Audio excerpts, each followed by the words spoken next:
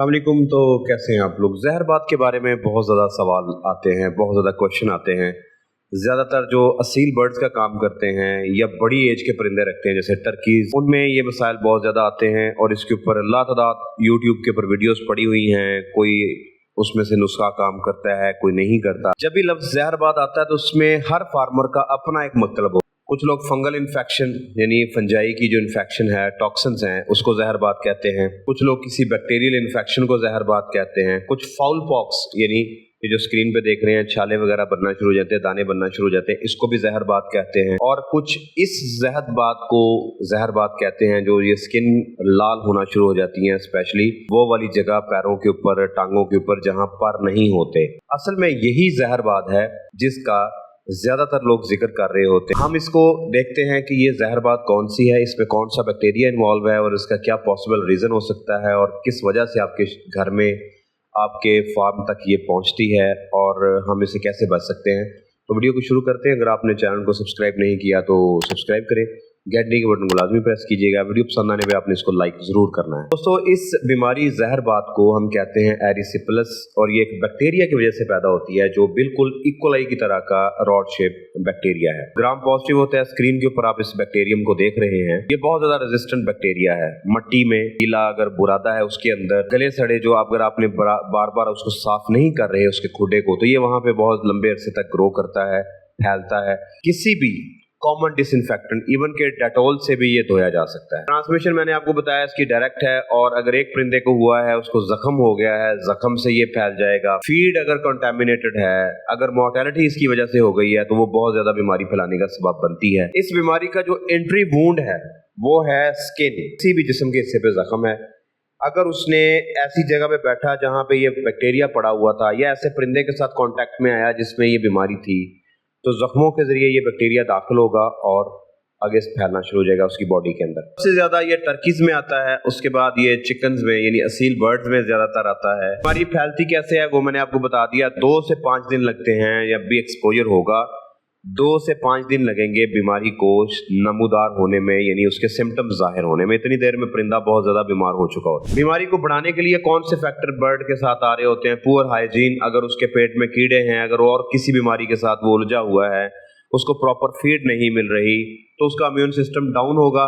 जैसे ही वो कांटेक्ट में आएगा जहरबाद के, वो आगे फैलना शुरू हो जाएगी। 2 तरह के क्लिनिकल साइंस होते हैं। पहला ये कि ये बगैर किसी साइन को शो किए अचानक से मर जाएगा। आप फीड डाल के गए हैं, आप वापस आए हैं, आपका परिंदा मरा पड़ा है, तो पॉसिबल है कि ये वाली बीमारी यानी जहरबाद हो सकती है। दूसरा ये है कि डिप्रेशन में चला जाएगा, वीक हो जाएगा, उसके जॉइंट्स सूजना शुरू हो जाएंगे, उसके घुटनों के, पैरों के जॉइंट्स सूजना शुरू हो जाएंगे, वो लंगड़ेपन का शिकार हो जाएगा, पानी और खाना पीना छोड़ देगा, अंडों की प्रोडक्शन गिर जाएगी और जो सबसे मोस्ट कॉमन साइन आएगा 5वें दिन के बाद वो होगा कि उसके जो स्किन पैचेस हैं वो डार्क रेडिश कलर के या पर्पल कलर के होना शुरू हो जाएंगे। इसलिए इस बीमारी जहरबाद को या एरिसिपेलस को हम रेड स्किन डिजीज भी कहते हैं।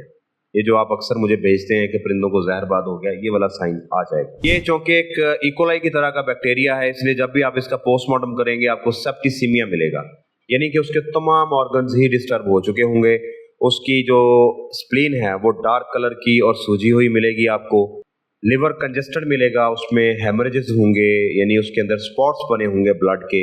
स्किन के अगर आप देखेंगे, जिल्द देखेंगे तो वो लाल सुर्ख कलर से वो पर्पल कलर की तरफ उसके पैचेस बने हुए होंगे और जॉइंट्स सूजे हुए होंगे। ये इसका पोस्टमार्टम लीजन है। जितने भी आपको साइन और सिम्टम्स बताए हैं, यहाँ तक आपको वीडियो बहुत ज्यादा बोर लग रहा होगा कि ये चीजें तो हमें सारी पता हैं, अब हम इसका क्या करें, हमें ये चीज समझ नहीं आ रही। बेसिकली आपको बीमारी के बारे में समझाना होता है ताकि आपको ये पता चले कि कौन सा साइन आएगा तो क्या बीमारी हो सकती है, ताकि आप गलत ट्रीटमेंट ना करें। गलत ट्रीटमेंट करेंगे तो आपका बर्ड डैमेज होगा, रिकवर नहीं होगा। दूसरा, मेरे चैनल पे 80% स्टूडेंट्स हैं, डीवीएम के स्टूडेंट्स हैं, पोल्ट्री साइंस के स्टूडेंट्स हैं, डॉक्टर्स हैं, उनको भी हमने एजुकेट करना होता है साथ साथ कि ये बीमारी कौन सी है, एरिसिपेलस, इसके क्या क्या साइंस हो सकते हैं। अब हम आते हैं ट्रीटमेंट की तरफ। आपको दोनों तरह का ट्रीटमेंट बताऊंगा। आप मेडिसिन अगर देना चाह रहे हैं तो क्या ट्रीटमेंट देंगे, अगर आपने कोई देसी नुस्खा इस्तेमाल करना है तो उसका क्या तरीकाकार उसके लिए करेंगे। सबसे मोस्ट कॉमन इसके लिए जो ड्रग ऑफ चॉइस यूज की जाती है वो है पेनिसिलिन।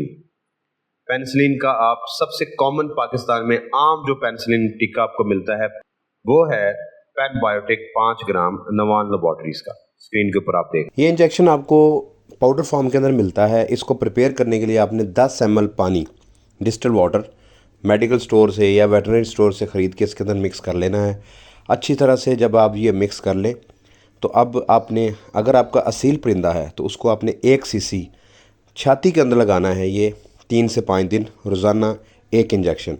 इसी तरह अगर आपके टर्कीज़ हैं तो आप 2 से 3 cc लगा सकते हैं एक टर्की को।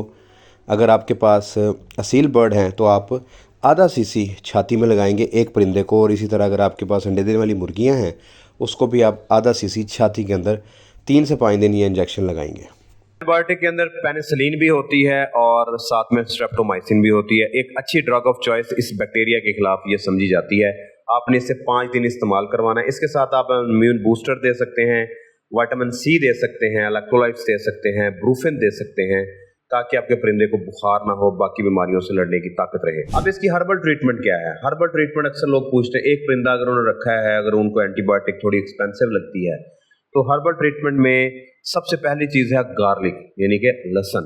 नेचुरल एंटीबायोटिक है। 1 लीटर पानी के अंदर 5 ग्राम लहसुन को क्रश करके, मिक्स करके, छान के आप अपने परिंदे को पिलाएंगे 7 दिन, आपका परिंदा इस बीमारी से निकल आएगा इंशाल्लाह। साथ में मैं फिर बता रहा हूँ, ब्रूफिन, विटामिन सी, इलेक्ट्रोलाइट्स वगैरह आपने देने हैं। या फिर आप 5 ग्राम हल्दी को पर केजी फीड के अंदर मिक्स करके दे सकते हैं, उससे भी आपका परिंदा जहरबाद से निकल आएगा। एलोवेरा जूस आप इस्तेमाल कर सकते हैं, 20 ml पर लीटर पानी में आप डाल के रखते हैं, आपका बर्ड इससे निकल आएगा। या फिर आप सिरका इस्तेमाल कर सकते हैं, 5 cc सिरका पर लीटर पानी में आप मिक्स करके अपने परिंदों को इस्तेमाल करवाएं। आखिरी तरीका यह है कि आप एसिडिफाइड कॉपर सल्फेट भी दे सकते हैं। आप 5 cc अगर सिरका ले रहे हैं तो उसके अंदर 1 ग्राम आप नीला थोथा डालेंगे, डाल के उसको 12 घंटे के लिए रखेंगे, फिर छान के अपने परिंदों को इस्तेमाल करेंगे।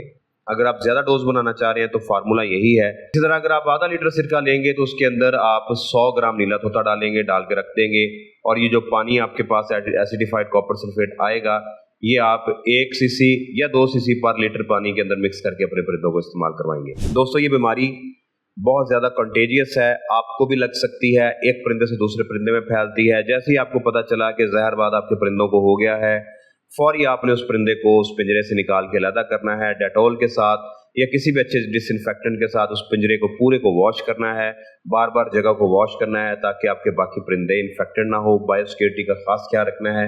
बाहर से परिंदे लाके उनको ताज़ा परिंदों के साथ या घर वाले परिंदों के साथ मिक्स नहीं करना। कंट्रोल आप कर सकते हैं अगर आप इन तमाम हदायत पे अमल करेंगे। वीडियो आपको कैसा लगा? लाइक के बटन को छू के मुझे बताएं। अगर आपने अभी तक चैनल को सब्सक्राइब नहीं किया तो सब्सक्राइब करें, घंटी के बटन को लाजमी प्रेस कीजिएगा। तब तक के लिए अल्लाह हाफिज़।